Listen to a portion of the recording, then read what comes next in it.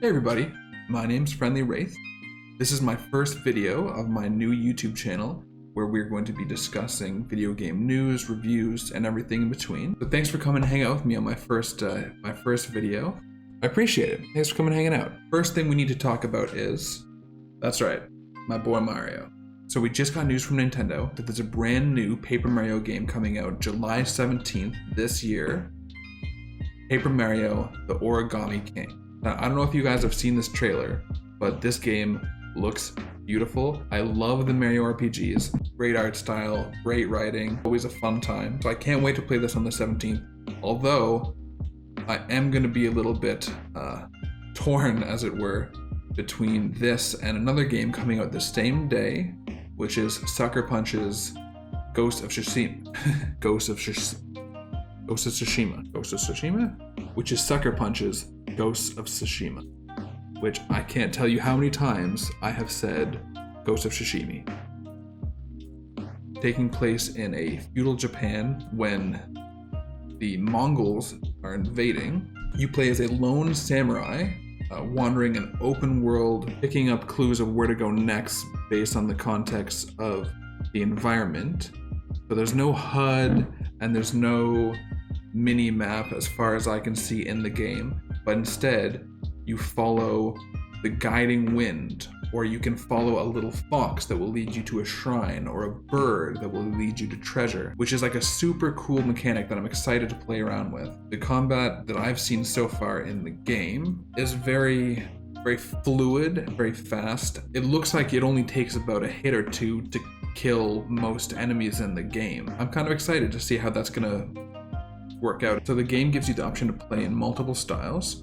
You can play as a samurai, walking honorably headlong into battle, katana drawn, going toe-to-toe with your enemy, or you can play as a ghost, and not a spooky specter, but more of a kind of a stealthy assassin ninja. You use more stealth tactics, throwing rocks to distract your enemies, stealth killing from above, sort of things we've seen before in games. It looks to be very well executed here. So we got that information on the most recent Sony State of Play. Also, some other Sony news, not really Sony news, but sort of, is we recently got a tech demo from Epic Games where they were showing off their Unreal Engine 5. I don't know if you guys have seen this footage. Again, links down below. But holy crap, this blew my mind. Never before in my entire life have I been this excited about triangles. Over this entire demo, there are hundreds of billions of triangles. Triangles are life. If triangles means I'm gonna get games this pretty on this upcoming next gen of consoles, I'm never leaving the house.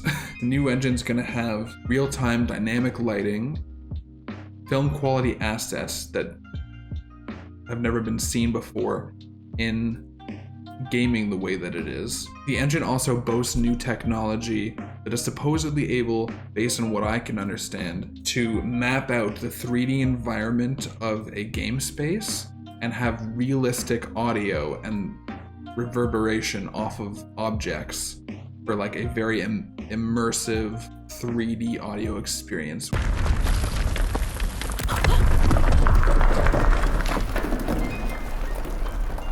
I've been playing games with headphones the last 6 or 7 years with surround sound, and I'm super excited about this. This just sounds like a game changer.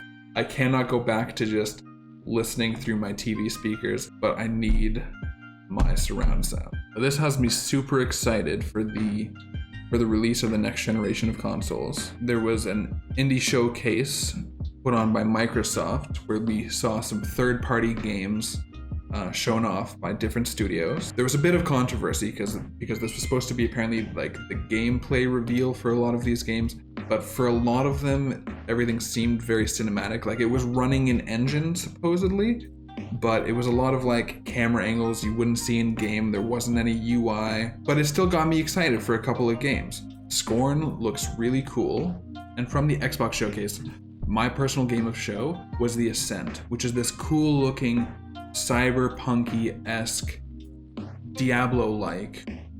So it's like a top-down or like isometric view perspective where you're upgrading your character. Looks super cool. I'm going to be posting a link for that as well. And then the last thing really shown off during that Xbox showcase was Assassin's Creed Valhalla. Now, during the news junket, they revealed that the game will run at a minimum of 30 frames per second. And beyond that, they didn't go into much detail about, is that running at 4K? Can it go higher than that? Is there variable frame rate dependent on the resolution that you're playing the game in? Now, a lot of people have gotten really upset about this, and they're like, why are we upgrading to new systems if the next gen can only run 30 FPS? Can our current generation of games do that? To me, it's not that big of a deal because I do like my frame rates, trust me. I like that buttery smoothness, but I think this is probably more of a optimization kind of standpoint from Ubisoft themselves, because this isn't just a straight Xbox Series X / PS5 generation of game. This is going to be released on the current contemporary console generation, so you're going to be able to play it on your Xbox One, on your PS4, PS4 Pro, Xbox One X. I feel like it's probably sort of maybe baked in frame rates depending on resolution because it's being optimized for both this gen and next gen. We won't really know until we get our hands on it. There's still times for them to make tweaks and maybe that frame rate will be bumped up by launch. We don't know. I'm still excited to play the game. The footage did still look cool, even though I myself wouldn't really call it gameplay footage. It's in-engine running footage, but it still looks really pretty. I'm excited to check out this new time period. And next up on the agenda is Tony Hawk's Pro Skater 1 and 2 Remastered. Now, I'm pretty excited about this. Granted, I didn't actually play that much of 2, but Tony Hawk's Pro Skater 1 was the first PlayStation 1 game I ever got on which is still probably my favorite console of all time. I love my PS1, and I played so much Tony Hawk. Bob Burnquist, let's go. And it looks like they're able to get most of the soundtrack back into this game. Not all, because music licensing is always a big issue with trying to re-release games like this, but it looks like they got the majority of the artists back. I'm sold, I'm in. It looks like they're making some quality of life improvements. So they're gonna take some elements of some later games, I believe, and the games look stunning. They look like they were built from the ground up to be released this current generation of consoles, and I personally can't wait to start shredding. And that's all we've got for today. But again, thank you so much for checking out my first YouTube video. It means a lot. I'm going to be trying to upload as often as I can, bringing new game news, going over the console wars that are coming up to the release of the next generation of systems, because I'm still on the fence. I don't know if I'm going PS5 first, if I'm going Xbox Series X first. I don't know. I've already got a PC. Do I even need a new console? I'm going to be exploring all of these things and trying to help myself make a decision, because I'm just as in the dark as anyone else. So if you like the video, hit that subscribe button. It lets me know that you've enjoyed this content, and I'm going to continue to make more. I stream every Monday, Wednesday, Thursday on Twitch. Link for that down in the description. Come hang out, we'll play some video games, it'll be a good time. Are any of you as excited as I am about the upcoming generation of consoles? Are you leaning more towards the Xbox Series X, PS5, or are you just gonna wash your hands of it and stick to PC gaming? And in terms of Assassin's Creed Valhalla, would you prefer much higher frame rate or much higher visual fidelity and draw distance? So if you guys want to talk about any of these things and more, just drop your comments down below. I want to hear what you guys have to say. I'll see you all in the next video. See you later.